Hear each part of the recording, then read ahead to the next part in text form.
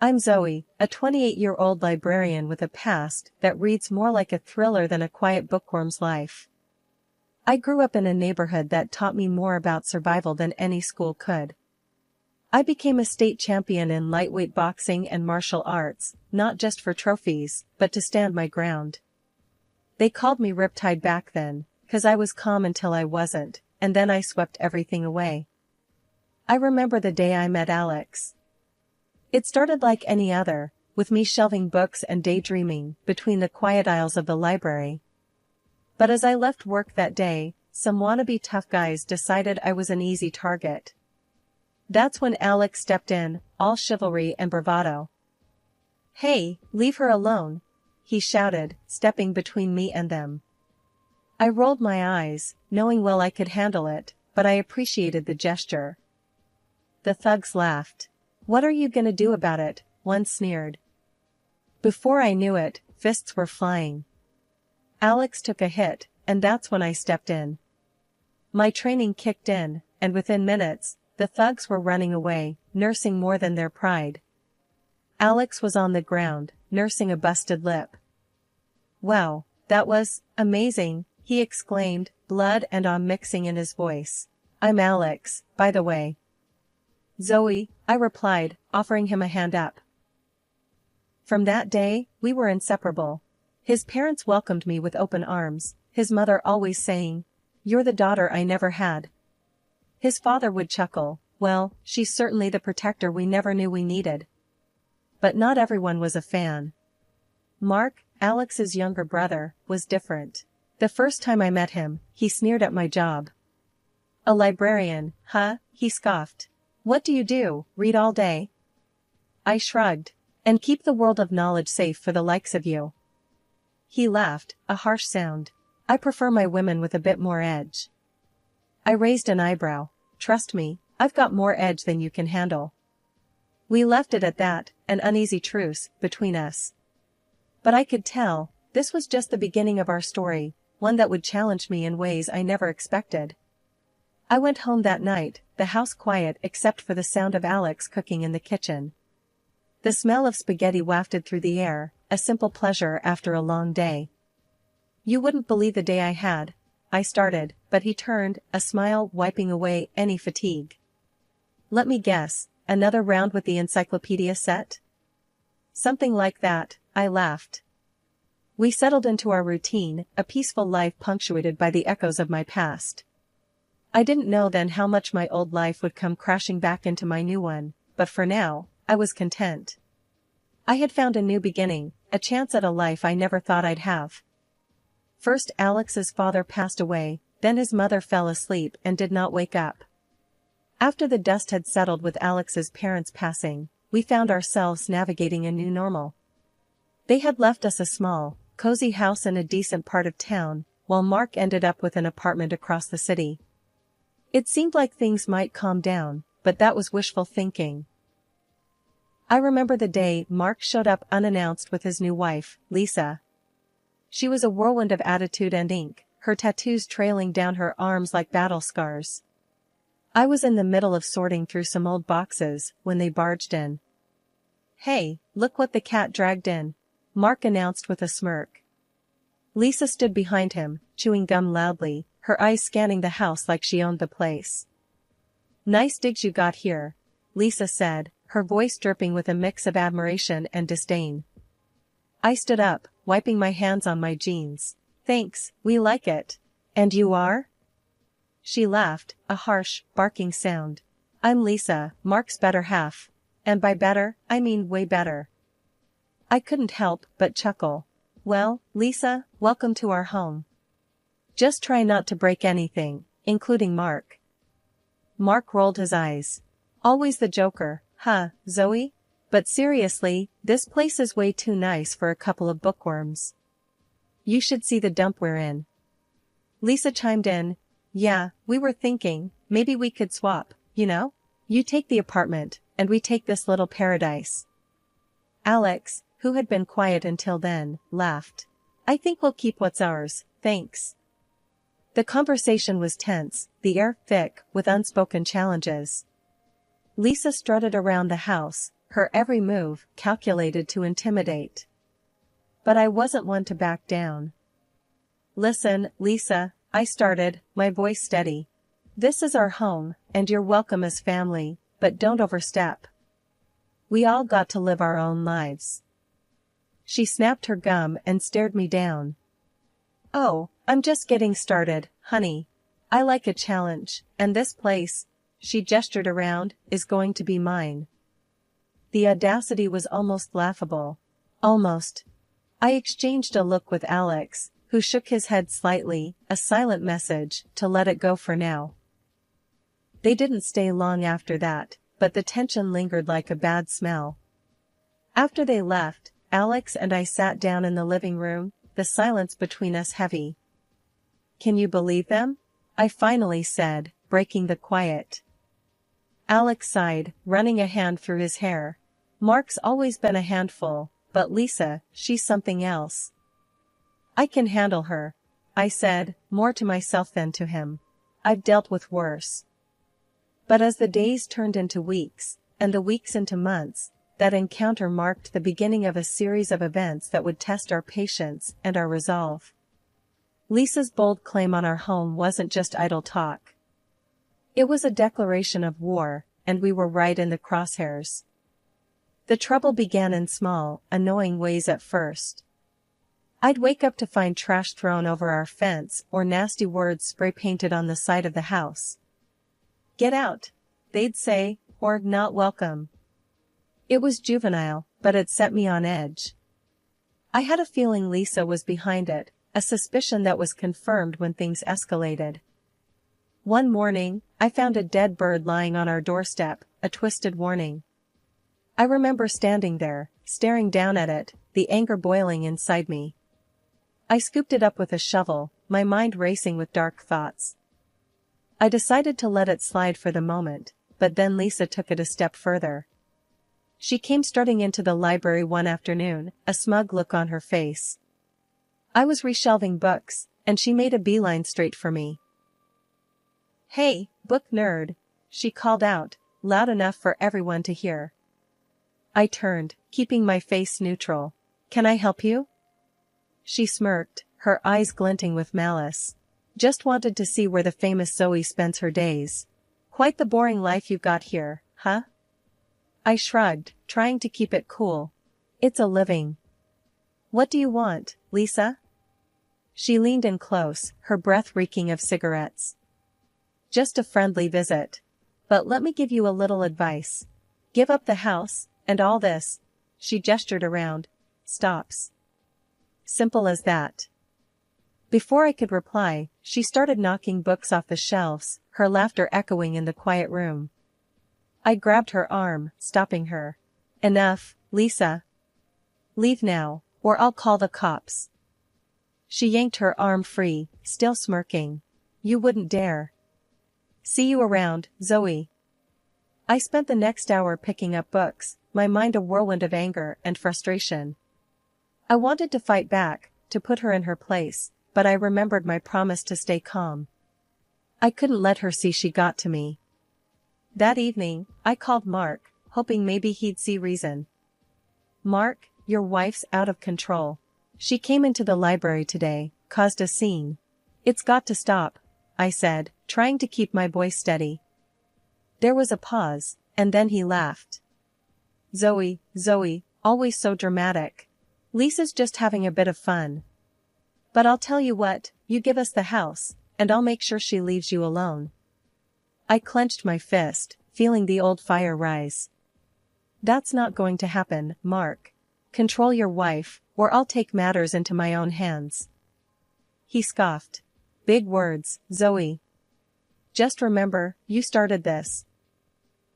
We hung up, the threat hanging heavy in the air. I didn't tell Alex about the call, not wanting to worry him more than necessary. But I knew things were about to get a lot worse. It was only a matter of time before Lisa or Mark made their next move, and I had to be ready. The tension was like a thick fog, hanging over our home and seeping into every corner. I could feel it, a constant reminder that things were far from okay. It wasn't just the vandalism or the threats anymore. It was the waiting, the not knowing when or what would come next.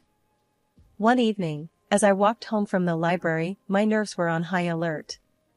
The streets were unusually quiet, the silence amplifying my anxiety. That's when I saw him, Mark, staggering down the sidewalk towards me, a bottle in one hand and a look of drunken fury on his face. "Hey, Zoe," he slurred, his words soaked in alcohol. "Thought you could ignore me, huh?" I stopped, my heart pounding. "Mark, go home. You're drunk." He sneered, taking a step closer. "This is my family's home you're living in. You don't belong here." Before I could react, he swung at me, his fist cutting through the air. Instinct took over.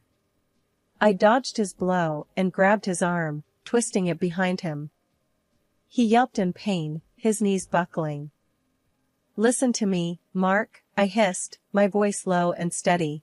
"I don't want to hurt you, but I will defend myself." He struggled, trying to break free, but I held firm. "You're nothing, Zoe. A nobody." With a quick movement, I pushed him to the ground, his body hitting the pavement with a thud. He lay there, whimpering, the fight gone out of him. "Stay away from us, Mark," I warned, my voice cold. "Next time, I won't be so gentle." I left him there, the night swallowing his curses and threats. As I walked the rest of the way home, I couldn't shake the feeling of dread. It was one thing to deal with words and petty acts of vandalism, but this was different. Mark had crossed a line, and I knew it was only a matter of time before things escalated even further. Alex was waiting for me when I got home, his face etched with concern. "Where have you been? I've been worried sick." I sighed, the weight of the evening pressing down on me. Ran into Mark. It got a little heated. Alex's eyes widened. "What happened? Are you okay?" I nodded, trying to reassure him. "I'm fine. Just tired of all this, tired of being pushed around." He wrapped his arms around me, a silent promise of support. "We'll figure this out, Zoe. Together." But as we stood there, clinging to each other, I couldn't shake the feeling that our troubles were far from over. I had reached my breaking point, and there was no turning back. I was ready to do whatever it took to protect our home, to protect our peace. And if that meant facing down the demons of my past, then so be it. I was no stranger to fighting, and I wasn't about to start backing down now. The days that followed were a blur of unease and whispered conversations. The incident with Mark had shaken me more than I wanted to admit. I knew I had to tell Alex everything, but part of me dreaded his reaction. Would he see me differently, knowing the full extent of the violence I was capable of? When Alex finally came home from his trip, I was a bundle of nerves. He looked tired, the lines on his face deeper than when he left. He dropped his bags and pulled me into a hug, a silent question in his embrace. "Zoe, what's wrong?" he asked, his voice laced with worry. "You're shaking." I took a deep breath, the words tumbling out. "It's Mark and Lisa. They've been terrorizing us, and it's getting worse." His brow furrowed, confusion and anger mixing in his eyes. "What do you mean? What happened?" I told him everything, from the dead bird to the confrontation with Mark. With each word, I saw the shock and hurt flash across his face. "You've been dealing with this alone? Why didn't you tell me?" Alex's voice cracked, a mix of anger and concern. "I didn't want to worry you, and I thought I could handle it," I admitted, my voice barely above a whisper. He sighed, running a hand through his hair. "Zoe, we're in this together. You don't have to carry this burden alone." I nodded, the guilt and relief swirling inside me. "I know. I'm sorry. I didn't want you to see this side of me. The side that fights, that hurts people." Alex took my hand, his grip firm. "I married you for all of you, Zoe. Your strength, your courage, it's part of who you are. And I love you for it." We talked late into the night, making plans and discussing our options. But underneath the strategy and determination, there was an unspoken fear. What if it wasn't enough? What if Lisa and Mark didn't back down? The next morning, I woke up to the sound of Alex on the phone, his voice low and urgent. I walked into the kitchen, catching snippets of his conversation. "Can't go on like this. We need to take action," he was saying. "I'll call the lawyer, see what our options are." He hung up and turned to me, a determined look on his face. "We're going to fight this, Zoe. Legally, and if necessary, we'll take other precautions. But we're not letting them win." I nodded, the fighter in me rising to the surface. "I'm with you, Alex. Whatever it takes." But even as we banded together, ready to defend our home, I couldn't shake the feeling of dread. Confessing to Alex had lifted a weight off my shoulders, but it also made the threat more real. This was no longer a distant danger, it was at our doorstep, and we were about to face it head-on. The battle lines were drawn, and there was no turning back. The quiet life we had built was about to be tested, and I only hoped that our love and resolve would be enough to see us through. One brisk morning, as Alex and I were enjoying a rare moment of quiet, a loud knock shattered the peace. We exchanged a wary glance before I opened the door. There stood Mark and Lisa, flanked by a group of guys with a rough, gangster edge. Lisa's smug grin told me everything I needed to know. This was her latest attempt to intimidate us, to scare us into giving up our home. "Look what we brought you," Lisa taunted, gesturing to the menacing crowd behind her. I felt Alex stiffen beside me, but I kept my cool. "This isn't going to work, Lisa. You can't bully us out of our own home." That's when the unexpected happened. The apparent leader of the group, a broad-shouldered guy with a commanding presence, stepped forward and burst out laughing. It wasn't the reaction any of us were expecting, least of all me. "Zoe? Is that really you?" he exclaimed, his laughter subsiding into a wide grin. I squinted, taking in his features, a flicker of recognition igniting in my mind. Danny Coleman?" The rest of the group looked on in confusion as Danny nodded, still grinning. "In the flesh. Can't believe it's you, Riptide." The old nickname sent a shockwave through the crowd. I saw the change in their eyes, the way their posture shifted from hostile to respectful. Lisa and Mark were visibly taken aback, the confidence draining from their faces. Danny turned to the group, his voice loud and clear. "Folks, you might not know this, but Zoe here is a legend. We grew up in the same neighborhood, saw her fights. Trust me when I say, she's not someone you want to mess with." The murmurs of acknowledgement and nods of respect were almost surreal. Here I was, facing a potentially dangerous situation, and suddenly I had an advocate in the most unexpected form, a former classmate turned gang leader. Danny addressed Lisa and Mark directly, his tone serious. "You two got it all wrong. Trying to bully Zoe out of her house? That's not going to fly, not with me here." Lisa's voice was barely a whisper, her bravado gone. "But, this is supposed to be our house. We deserve it." Danny shook his head, the finality in his motion clear. "You don't deserve anything by terrorizing people, especially not someone like Zoe." He turned back to me, his expression softening. "Look, I know we've had our differences in the past, but no one messes with you. Not on my watch." As they left, with Lisa and Mark trailing behind, a defeated duo, the neighborhood's silence returned. But it was a different kind of quiet now, one filled with newfound respect and an unexpected sense of security. I closed the door, leaning back against it, the adrenaline slowly ebbing away.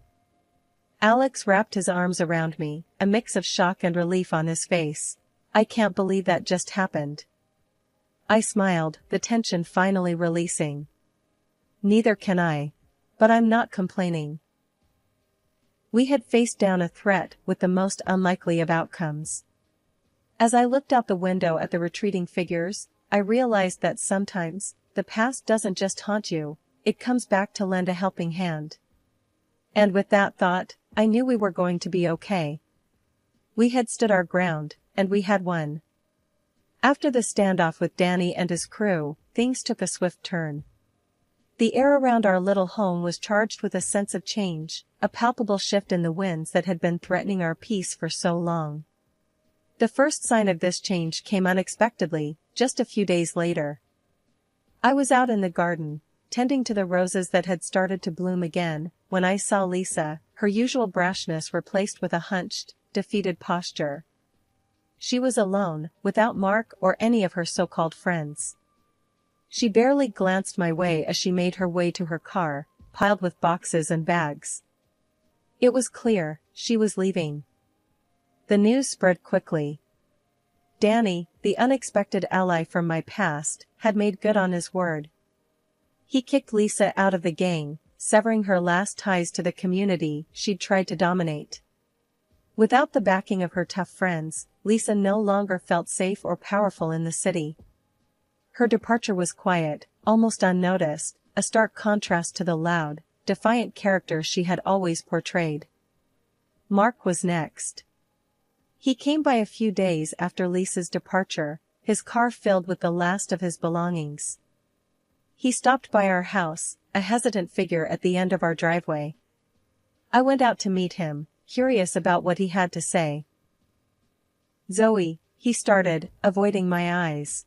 "I'm leaving too. Sold the apartment. It's time for a fresh start, somewhere far from here." His voice was soft, lacking the harsh, mocking tone I'd grown used to. I could see the toll the recent events had taken on him, the realization of his mistakes finally dawning on him. "Mark," I said, my tone neutral, "I hope you find what you're looking for. And I hope you learn from all this." He nodded, a small acknowledgement of the chaos he'd helped create. "I'm sorry, Zoe, for all the trouble. I was wrong." With that, he got into his car and drove away, leaving behind the neighborhood, the conflicts, and a trail of regrets. The street that had once felt like a battleground was quiet again, the tumultuous chapter of our lives coming to a close. Inside, Alex and I watched from the window, a sense of surreal relief washing over us.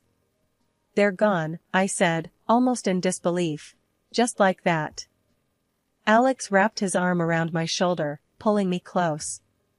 "It's over," he whispered. "We can start to move on now." As we looked out at the quiet street, the setting sun casting long shadows over the houses, I felt a deep sense of gratitude for the unexpected turn of fate that had led us here. The day Lisa and Mark left, the neighborhood seemed to breathe a collective sigh of relief. It was as if the air itself was lighter, fresher, and filled with new possibilities. Alex and I found ourselves in a surreal kind of calm, the kind you only notice once the constant noise has gone. One evening, as we sat on our front porch, the last rays of the sun dipping below the horizon, I broke the comfortable silence between us.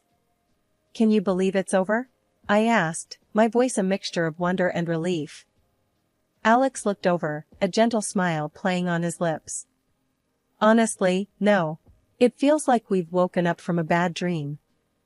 I chuckled, the sound more heartfelt than it had been in months. "A really bad dream. But, hey, we're awake now." With each passing day, the dark chapter of Lisa and Mark faded more into the background. Our home felt like a sanctuary again, a place filled with love and laughter, rather than tension and fear. I returned to my routine, finding solace in the simple tasks of gardening and reading, the library a haven of quiet stability. The simple pleasures of neighborhood life, once overshadowed by fear and conflict, now shone brightly. Evening walks, chats over the fence, the shared experiences of community life, they all took on a new significance. The path had been long and fraught with challenges, but we had emerged stronger, our bonds with each other and with our community deepened. The peace that now filled our home was not just the absence of conflict, but the presence of understanding, resilience, and love.